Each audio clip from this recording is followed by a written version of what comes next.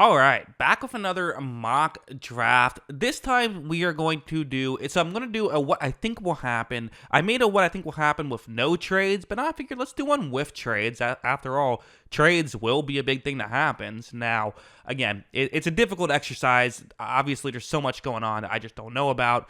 It is what it is. I'll do what I can here, but it's more about the discussion and the conversation than, actually thinking that I'll predict it correctly, because of course I will not be able to predict it correctly.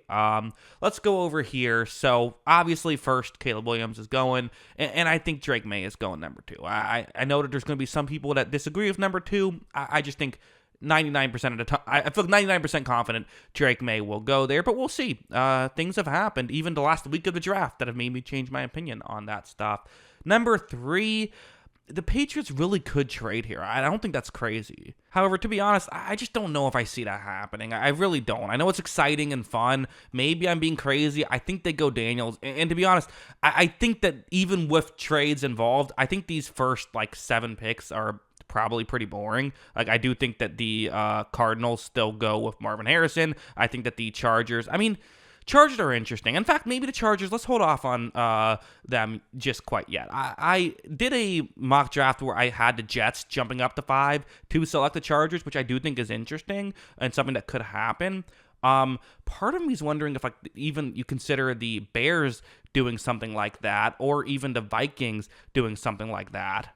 But I kind of like something like this, where let's have the Bears and the Chargers make a move. The reason why I kind of like the Bears more so than the Jets or Vikings or even Broncos, which I considered, was I think that they would want to have still kind of a pick not too far back. I think that they still want to get a quality player, but getting multiple second-round picks from the Chicago Bears, one of those being Carolina's, which could be very good next year.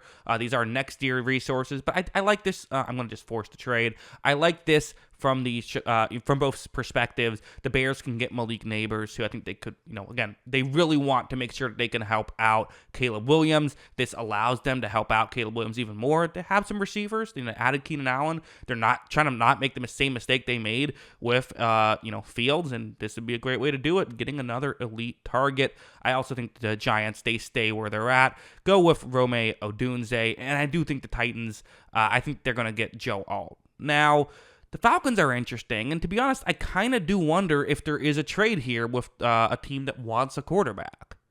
So this is what I'm going to go with. And again, don't pay too much attention to the compensation, because that stuff, like the actual trade value, it can be worked around. That's not really what I'm thinking of. But let's have the Vikings and Falcons trade. And you might say, well, why would the Vikings do that if they want a quarterback? The Chargers and Jets aren't going quarterback. Well, to make sure no one else makes a trade, to make sure no one else jumps up. You're not going to have to give up too much. Here I'm having them actually trade back.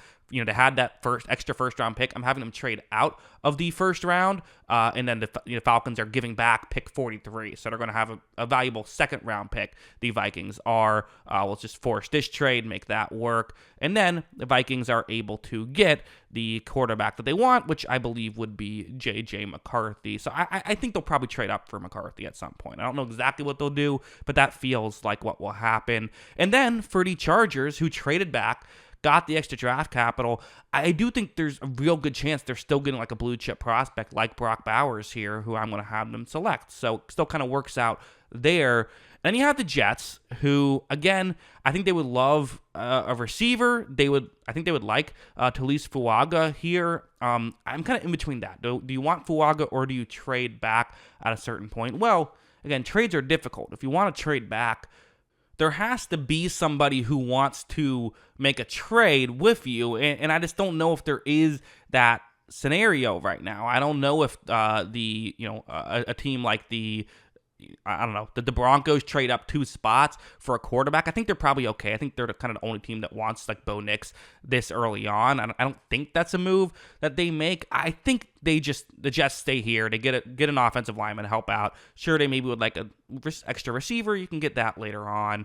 And then I do think that for the Falcons, I think that they go with, I think they want a good defensive player. I think they get Dallas Turner here, who, again, wouldn't be my pick this high. It's a bit high for me, but fine. He's a good player. He'll help them out.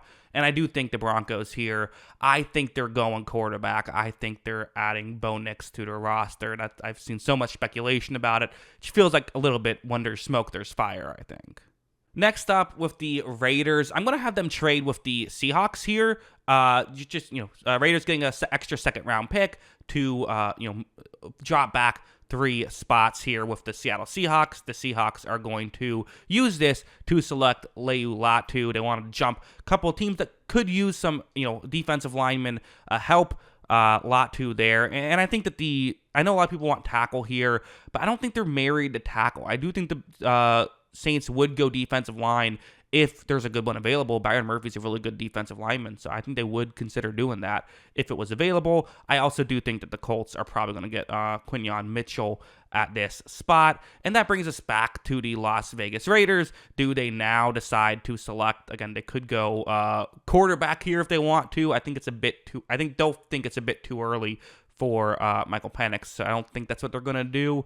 So again, several ways you could go about this. I do wonder if they, again, plenty of needs here. I'll give them Terran Arnold. Why not? They could use a corner. I can see that being something that they look towards. So I'll go with that, which is very disappointing for the Jaguars. I'm sure that's who they were hoping to get at this point. They could reach on like Cooper DeJean, which would be a bit of a reach in my opinion at this point.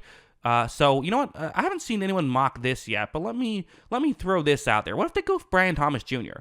A good receiver. I get the receiver isn't their biggest position of need, but they could probably use a receiver. So I'm gonna throw that one out there. See how that sticks. The Cincinnati Bengals are in a bit of a weird situation at this point. I think that maybe they would have liked a couple players that went ahead. So, again, do you trade? I don't think so. I think, again, I'm not picking a lot of trades despite the fact that we're doing a trade thing here. I'm going to go with Choi Fatanu in this spot, though. I do think he's someone who could, help them out. And I think they could use a tackle. I think that he's someone that they would probably just go with. And then you have the Rams who could really use secondary help. Is this too early, though, for Cooper DeJean? Maybe not massively too early. And again, is there someone who would be willing to trade up and select one of these players? I really just don't see exactly what's happening there. So maybe you could consider it here, but I kind of think that they're going to just go with Cooper DeJean at this spot. And then you have the Steelers, who I think will, address offensive line. Let's give them Alu Fashanu at this spot, a guy who a lot of people are very high on. So yeah, that in fact 14th on the consensus big board. It might be a mistake having him fall this far. I think maybe someone in hindsight, to be honest, I think in hindsight I would actually swap Fatanu and Fashanu. I think those two guys I would flip around now that I'm thinking about it. So you can do that in your head if you want to, but yeah, that's where we have it here. The next two feel a little bit easy for me. Again, no trades. I'm doing trades here, but I really don't feel like they make a lot of sense right now. Maybe there won't be a lot of trades, or maybe I'm just stupid.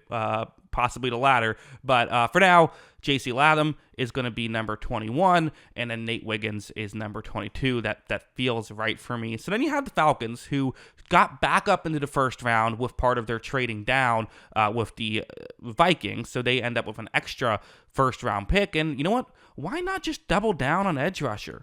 Get Jared Verse. They could use 2 edge rushers, sure. And you don't know if they're both going to hit, so why not go out and add them both? I think that makes sense. I also do think that the Cowboys then go out and they're going to get like a Jackson Powers Johnson in this scenario. You have the Packers, who are in an interesting situation. Again, I think there's several ways they could go, but I'm just going to give them, let's I don't know. I've done it several different ways. Let's give them Jerzon Newton. Again, pretty sure that's not the correct pronunciation, but I'm trying to pronounce it differently every time, I suppose, on these. I really like him as a player, though, so I feel bad. I should learn his name. Number 26 is the Tampa Bay Buccaneers. I have kind of an unorthodox idea. What about something like this? What if the Raiders and Buccaneers made a trade? The Raiders, they have an extra second-round pick, so what if they gave up like 2 second-round picks, something along these lines? I don't know exactly what the correct value would be, but Tampa Bay, they have a lot of needs, quite frankly, as of right now, and for the Raiders, they have kind of one, I think, pretty pressing needs. So what if we did something like this, and then they went out and got Michael Penix, get him in the first round? I think making a trade late in the first round could make some sense because you get that 5th-year option. They're getting, still a good player early on, where they get, Arnold with pick 16. They traded back, so they got some extra draft capital, which they're now using. I think it could make some sense here. Number 27, again, it's one of those things where it's like, You could trade back if you want to, but like, they could also just select best player available. They might just get Mims and say, hey, let's try to help out that offense even more so at this point. I think that makes sense to me. Then you have the Bills, who, again, I really don't see a lot of trades in this scenario. I think just go with Mitchell at this point for the Lions. I do wonder exactly what they do in this situation because, again, they don't have a ton of pressing needs, but I do like the idea of just going with an edge rusher. I guess the only question is, do you try and trade back and hopefully someone else is, has a player they like and maybe is willing to pay extra to, I don't know, to try and see if they can get a player, that you like.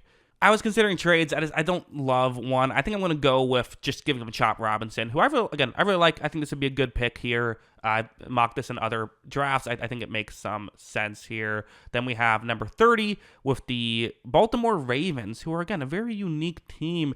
I do think, though, that if Ladd McConkey is available, I think they're just going to draft Ladd McConkey. I really do.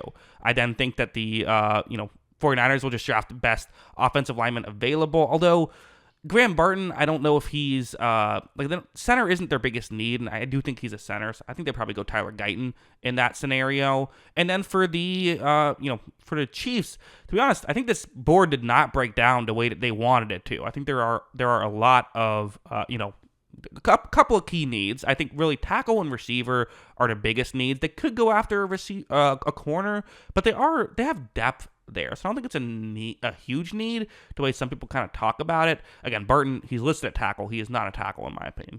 He feels like a center. I think that's what they'll do. Do you go after a corner or do you make a different move?